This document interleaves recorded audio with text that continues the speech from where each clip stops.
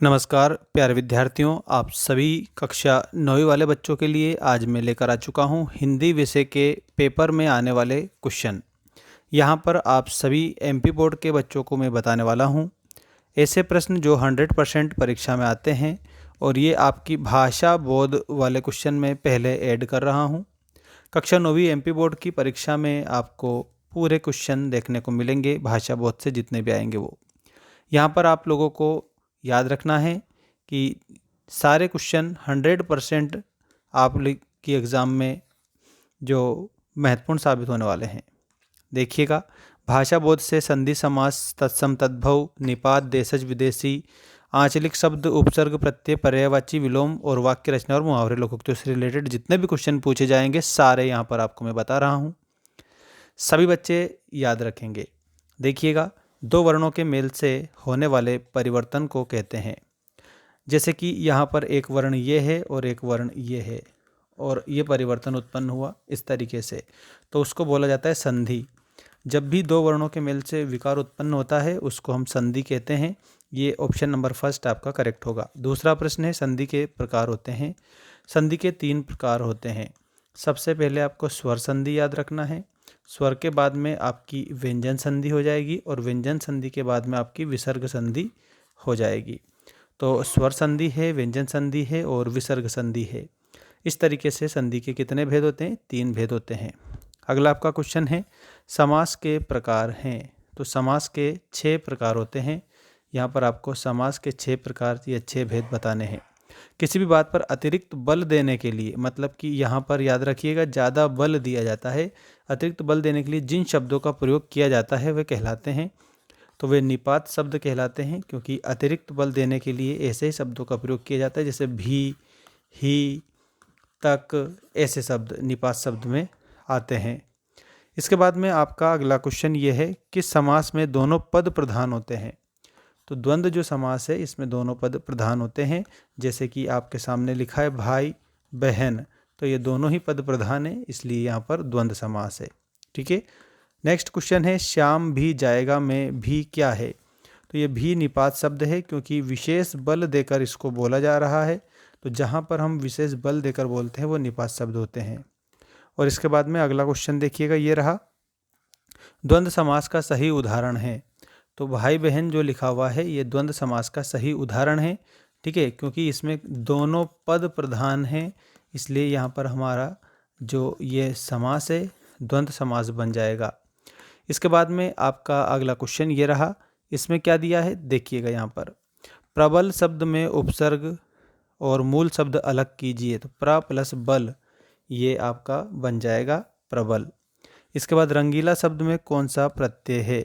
तो यहाँ पर आप सभी स्टूडेंट्स को मैं बता देता हूँ, ईला प्रत्यय आपका इसमें हो जाएगा करेक्ट, यानी कि ऑप्शन नंबर ब वाला आपको लिख कर आना है। इसके बाद आपका अगला प्रश्न ये रहा, जिस क्रिया का प्रभाव कर्म पर पड़ता है उसे क्या कहते हैं?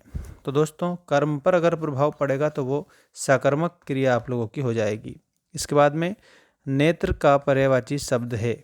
नेत्र मतलब आँख होता है, जिससे हम देखते हैं उसको नेत्र, नयन, लोचन, चक्षु बोला जाता है। सार्थक शब्दों के योग को कहते हैं। तो सार्थक शब्दों का जो समूह होता है उसको हम क्या बोलते हैं? वाक्य बोलते हैं। ठीक है। और सार्थक का मतलब क्या होता है? सार्थक का मतलब होता है अर्थयुक्त। ठीक है, जिसका कुछ ना कुछ अर्थ होता है उसे हम सार्थक कहते हैं। इसके बाद में यहाँ आपका अगला क्वेश्चन देख सकते हो, ये रहा। ठीक है, इसमें आप लोगों को दिया है, पंचतंत्र में कौन सा समास है? तो पंचतंत्र में आप सभी बच्चों को बताना है।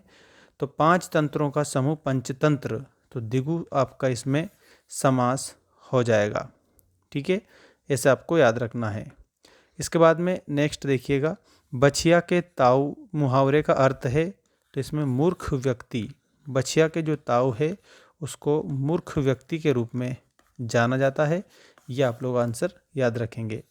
नेक्स्ट है, सद्गुण शब्द में उपसर्ग होगा। तो सद्गुण शब्द में सद उपसर्ग आप लोगों का बनेगा। तो सभी बच्चों को सद उपसर्ग लिखना रहेगा। इसके बाद में नेक्स्ट आपका क्वेश्चन है, निर्जन शब्द में उपसर्ग बताइए। तो इसमें आपका निहि या निर उपसर्ग बनेगा। तो आप सभी को या तो निहि लिख देना है या फिर आपको निर लिख देना है। ठीक, अगला देखिएगा, सेनापति पद में समास बताइए। तो सेना का पति, यहाँ सेनापति में तत्पुरुष समास होगा और वो भी संबंध तत्पुरुष समास होगा। संबंध तत्पुरुष, क्योंकि इसमें संबंध कारक की विभक्ति जो है जिसको का की के, ठीक है, इसमें तो यहाँ पर संबंध तत्पुरुष आंसर आपको लिखना रहेगा। अगला है नेम शब्द का तत्सम शब्द क्या है। तो नेम का मतलब यहाँ पर नियम आप लोगों को याद रखना रहेगा। ये तत्सम शब्द आप लोगों को याद रखना रहेगा। इसके बाद में अगला प्रश्न देखिएगा, ये रहा, शब्द के अंत में जुड़कर उसका अर्थ परिवर्तित करने वाले शब्दांश कहलाते हैं। अंत में जुड़ रहे हैं तो शब्दांश वो प्रत्यय कहलाते हैं। ठीक है, आप प्रत्यय सीखेंगे। मुंह की खाना का अर्थ है हार मानना। ठीक है, यहाँ हार मानना आंसर लिखेंगे। और वे शब्दांश जो शब्द बनाते समय आरंभ में लगते हैं तो वे उपसर्ग कहलाते हैं, क्योंकि आरंभ में लगते हैं इसलिए। बौद्धिक शब्द का मूल रूप कौन सा है। तो मूल रूप बुद्धि है। ठीक है, उपहास शब्द में उपसर्ग है, उपसर्ग आपका बनेगा। आचार के पूर्व में अति उपसर्ग जोड़ना और क्या बनेगा, तो अति प्लस आचार अत्याचार बन जाएगा। इस तरीके से आप इसको कंप्लीट करेंगे। तो भाषा बोध से रिलेटेड जो मोस्ट प्रश्न थे जो परीक्षा में आते हैं वो आपको मैंने बता दिए हैं। ठीक है।